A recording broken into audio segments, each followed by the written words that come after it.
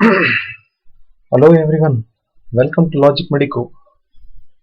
Today's interesting topic is most important questions in Otolaryngology. That is for semester 2 students only. Describe the congenital anomalies of the external ear. The second question in unit 1 is describe the anatomy of the external ear. Describe the head shadow effect. It can also be asked as interaural time difference or interaural intensity difference. It means the same. The sound wave reaches one ear earlier than the other, that one, because the head is shadowing the other ear, and that is called head shadow effect, which helps in localization of the sound wave. Third question is discuss in detail the diseases affecting the external ear. It can be also asked as otitis externa. That can also be asked like this, otitis externa. Discuss the tympanic membrane perforations, various perforation. One hole will be there in the tympanic membrane, either central or peripheral, attic, subtotal, total perforation. That one. Various types of tympanic membrane perforations and the etiology, the clinical features where discharge in the ear, earache, all these things we should be able to write. Describe the eustachian tube dysfunction. Eustachian tube serves as an important function for ventilation of the middle ear as well as drainage of mucus from the middle ear. If it doesn't function, then there is a retraction of the tympanic membrane because of the lack of air within the tympanic cavity, resulting in conductive hearing loss. So some patients have got otalgia and other symptoms like clicking in the ear. Okay, that one, eustachian tube dysfunction. Describe the otitis media with effusion. That is a middle ear infection. Media means middle ear, otitis media. With effusion means liquid is there. So based on whether that liquid is due to the acute infection, we have two other questions. Describe the ASOM, acute suppurative otitis media, or describe in detail the CSOM, chronic suppurative otitis media. Already videos are there in this channel regarding this. Please find out and write everything about ASOM and CSOM. That is a middle ear infection. Okay, acute suppurative otitis and chronic suppurative otitis, most important topic. And discuss in detail the otosclerosis, the condition in which the footplate of stapes is sclerosed and it prevents the piston-like movement of the stapes into the cochlea. So person will have conductive deafness. Again, describe the temporal lobe bone fractures and the consequences, because all of these, that is the external auditory canal, the middle ear cavity, the cochlea, vestibule and semicircular canal of the inner ear are present within the temporal bone. If at all there is a fracture in this bone, so what can happen? Fracture in the outer portion can result in conductive hearing loss. Tympanic membrane can undergo rupture. Ossicular chain can disruption. Disruption can happen. Again, conductive hearing loss.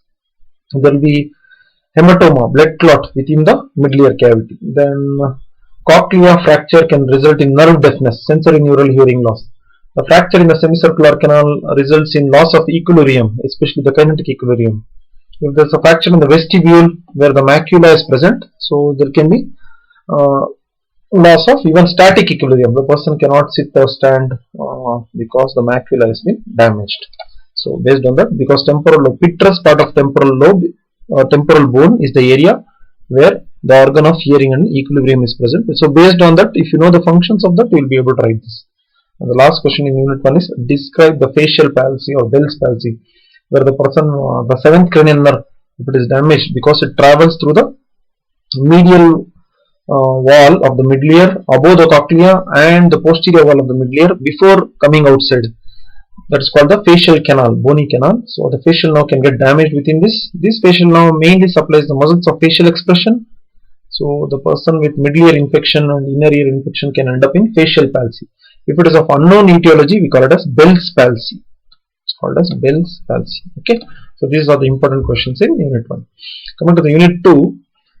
Important questions include the describe the Meniere's disease in detail, the disease in which the person has got a classical triad of tinnitus, vertigo, okay, and sensory neural hearing loss. That one. Ototoxicity, anything which damages the inner ear. Most of the antibiotics, okay, medicines and all will damage. So that causes you to know. And high sound waves, okay, all this will be. There is a huge list of ototoxic drugs and areas which can cause ototoxic medications. So please make a note of that and at least write few. Presbyacusis, as we age, if I am 60, 70 years old, as naturally I will be able to hear less amount of sound waves. Why does that happen? What is presbyacusis? That is what you have to write here. Vestibular system disorders, that is a disorder of the inner ear, not the cochlea portion, but the vestibule and semicircular canal involved in static and kinetic equilibrium. Regarding that, you have to write. Various tests are there for vestibular system. Please write that. There can be a tumor in the Schwann cell which forms the myelin sheath for the vestibulocochlear nerve or the auditory nerve. The tumor is called vestibular schwannoma or auditory schwannoma. So kindly write in detail about this schwannoma. Describe in detail about this. What is tinnitus? That ringing, hissing like noise within the middle ear cavity is called tinnitus. Treatment aspect of tinnitus, that grandma's clock, grandpa's clock, loud noise should be there. They should wear the headphones. All this treatment aspect, physiotherapy. All those things we should be able to explain. Explain the pre-surgical medical evaluation. What and all we have to evaluate? Implantable hearing, whether the nerve is intact or not. We have to do all types of tests, starting from basic tuning fork test, pure tonometry, and also BERA, so that the nerve system is intact or not. After giving this device, whether the person will be able to, before doing the surgery only, we should be able to evaluate this. Otherwise, if the nerve system is not intact, then after doing surgery also there will be no improvement. So that's why we have to do medical evaluation. Similarly, radiological evaluation, we should do X-ray, CT scan, MRI. X-ray is a basic investigation. CT scan is computerized tomography. MRI is magnetic resonance imaging. The soft tissue is clearly visible in a magnetic resonance imaging. The bony tissue is visible in CT scan and X-ray. Then moving on to the next question, surgical technique for restoration and preservation of hearing. We should be able to explain in detail about this.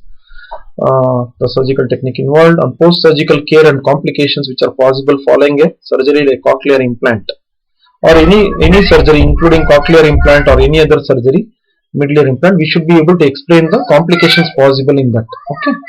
Then unit 3 questions include